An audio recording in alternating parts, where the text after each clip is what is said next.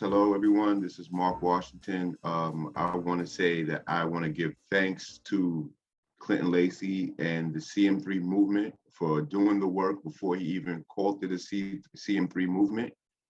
Clinton Lacey came to Rikers Island and got me off of Rikers Island in 1993.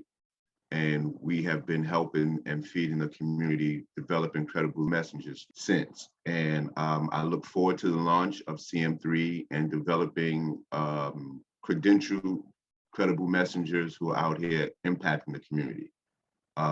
Thank you for everything that you do, and I look forward to being a part of a successful launch.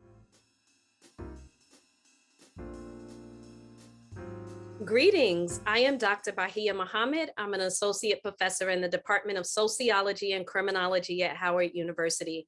I am so excited to be here today to just share a little bit of my insight as it relates to credible messengers, mentoring movement.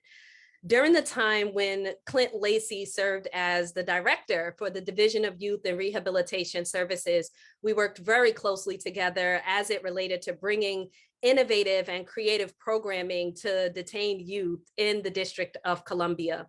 One of the things that really resonated with me was Director Lacey's drive and passion for infusing love into programming, into practices. And it was so interesting because it was a concept that was new to the district, but immediately we all saw that there was so much transformation in the ways in which there was care and love in the programming, in the policies, in the practices, in the ways in which individuals were hired. And that had a direct impact on the detained youth.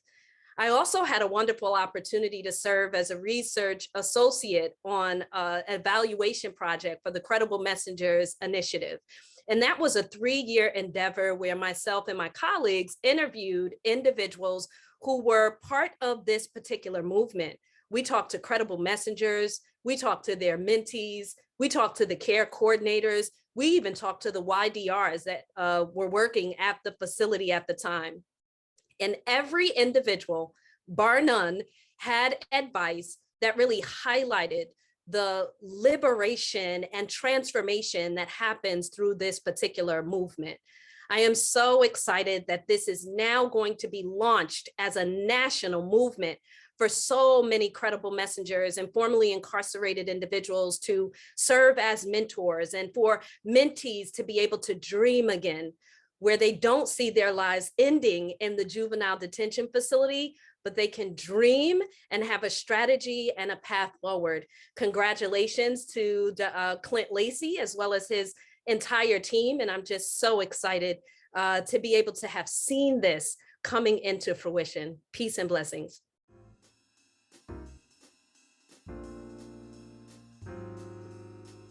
Hi, I'm Mark Schindler. I'm Executive Director of the Justice Policy Institute here in Washington, D.C. And I'm thrilled and honored to be part of the launch event of CM3. I've had the honor and privilege to work alongside Clint Lacey and Lorenzo Harrison for going on 2 decades now. And their leadership is unsurpassed. And so knowing that Clint and Lorenzo are launching CM3 and providing and building on their past work to really expand on such an important effort to expand the credible messenger movement, working with young people and families and juvenile and youth systems across the country is really important and timely. Their ability to lift up the voices of those directly impacted and to engage them in meaningful and important work is really, I think, a gift to the juvenile justice field, to the justice reform movement, and to the country more broadly. And so I'm very excited at the launch of CM3 and to see Clint and Lorenzo and their team continue to grow and build on the work that they've done for so long. Their leadership has been amazing, and it's needed now more than ever moving forward.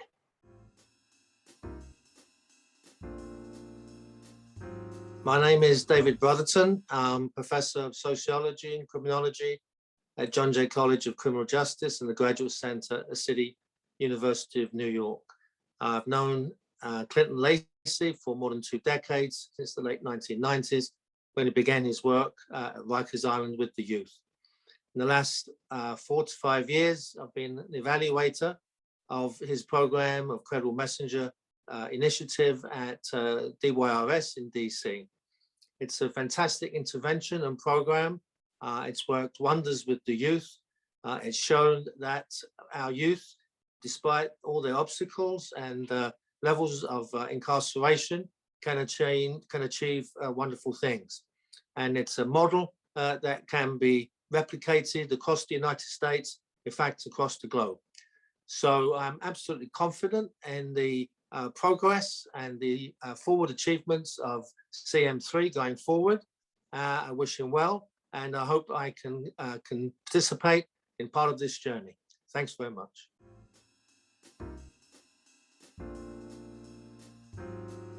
This work is very, very dear to my heart and special.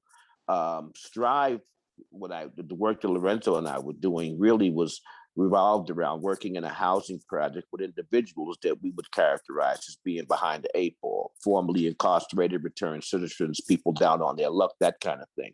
One of the things that's just always intriguing to me is that very rarely are there new ideas under the sun, but those ideas that are lasting and stick, of which CM3 is one of them, have to constantly be refined and brought up to date with new talent, such as Clinton. But I've always been of the mind that the individuals to best reach individuals who are trying to get their lives together are individuals that have in fact shared that experience. And I think that there's been a disinvestment in this kind of work over the years. And I think it's time that we begin to make those investments again.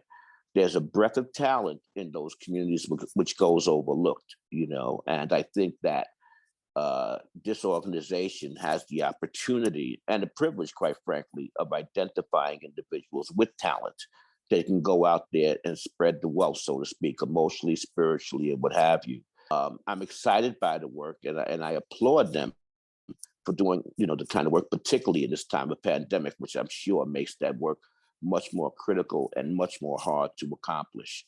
I applaud their energy and their commitment, and I hope to see the CM3 really come to fruition and have broad-based impact across the country. My name is Ramon Palmer, and I am the Vice President of a national nonprofit in charge of housing. I'd like to take a moment to share my congratulations to CM3 for this momentous launch. There are a lot of well-intentioned individuals and organizations whose purpose is to serve, and that's a very, very good thing. The challenge is, it doesn't matter how well-intentioned these individuals and organizations are if they can't connect with their target. Connecting is the foundation upon which transformational work is done. This is especially true when working with young people or families in communities of color.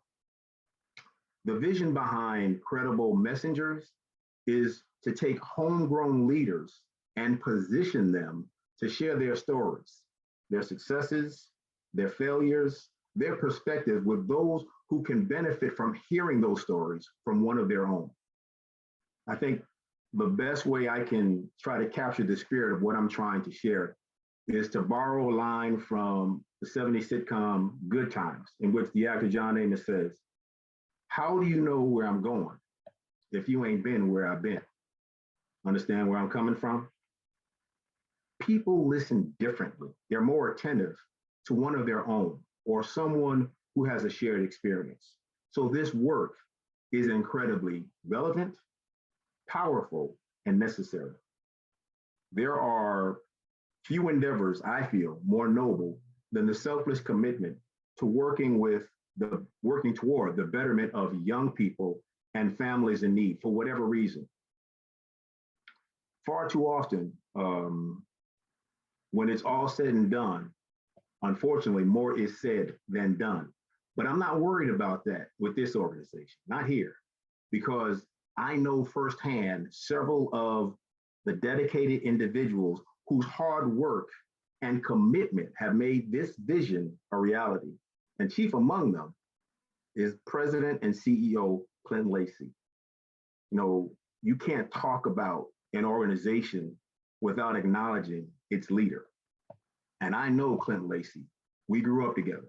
We went to school together. We competed together.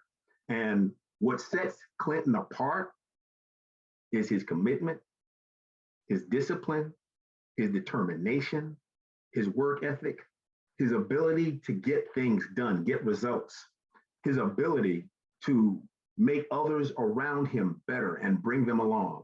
And I most admire his vision. The thing I want people to know and appreciate is that when you are with Clinton Lacey, you are with the very best, bar none. And if you're working with him, get ready. I say get ready because in whatever undertaking you are about to embark upon with Clinton, I promise you this, it's going to be successful. It's going to be transformational. And you will be so glad you were there to share the journey. I want to wish my brother from another mother and the organization all the very best in this new undertaking. I pray the good Lord pours out a blessing and anoints all of you in this magnificent endeavor. Stay focused, stay blessed, and I wish you all much success.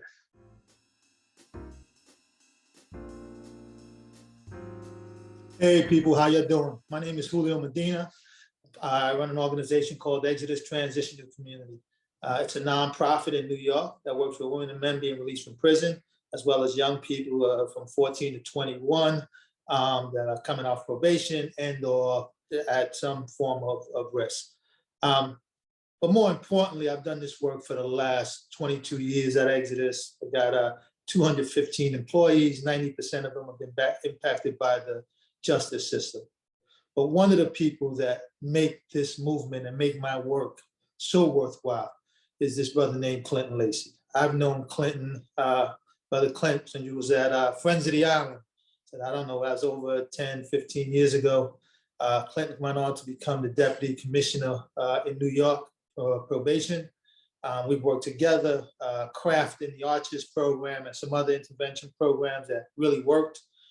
And there's one thing I got to say, when you think about this movement, Clinton is the architect of this.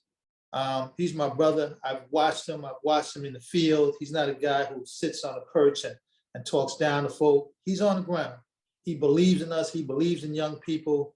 And I know that. And I know that for a fact, the ability to discern for me is very real. I served 12 years in prison myself. I went in as a young kid and meeting Clinton and knowing what he's about, he's one of those folks that can really transform lives. So, Brother Clinton, man, we think about this credible messenger movement. He's translating kind of these lived experience of our young people from the justice system, and you're making it transformative. You're making it very real for folk to have a voice that means something. Doesn't matter their past. What we're looking at is where they're at today. So, my brother, for all you've done for Arches, from our pilot program with Jason Williams, if you remember that, we're taking kids out on an airplane to get them their pilot's license. Brother, you're one of the most creative brothers I know. In New York, we love you. And this credible message movement, a lot of people take vows, but we know who is the real architect. That's you, brother. We love you, and God bless, man. My name is Reverend Dr. Alfonso Wyatt, and I am so happy to witness what my young brother, my son, my godson, my friend is doing in order to help young people who are caught up in the system. Well, everybody's young to me, so please forgive me. I'll just say people caught up in the system that's trying to get back on their feet. I met Clinton in the early 90s.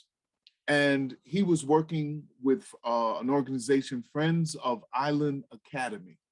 And Friends of Island Academy worked with court adjudicated youth. Clinton would come to my office. I was the newly installed vice president of the Fund for the City of New York.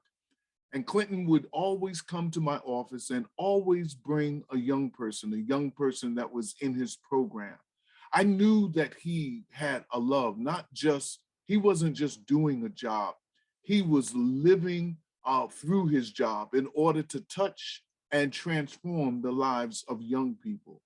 I stayed with him throughout his career as he rose up, as he became deputy commissioner of the New York City Department of Probation and introduced the term credible messenger to me. It was the first time that I heard it. I heard it from Clinton. And he had a role that I performed and to help roll out credible messengers, the whole movement in New York City. When he went down to DC, I went down to DC. And in between leaving New York and going to DC, I performed his wedding in Tennessee, I believe. Clinton is a son. Clinton is a light. Clinton is a person that understands that to whom much is given, much is required. His giving is sincere. There's no tricks, no hidden agendas. I salute him in terms of this present endeavor as he goes and launches this new organization. I speak blessings in his life and all that he will touch. Clinton, the Godfather, has spoken.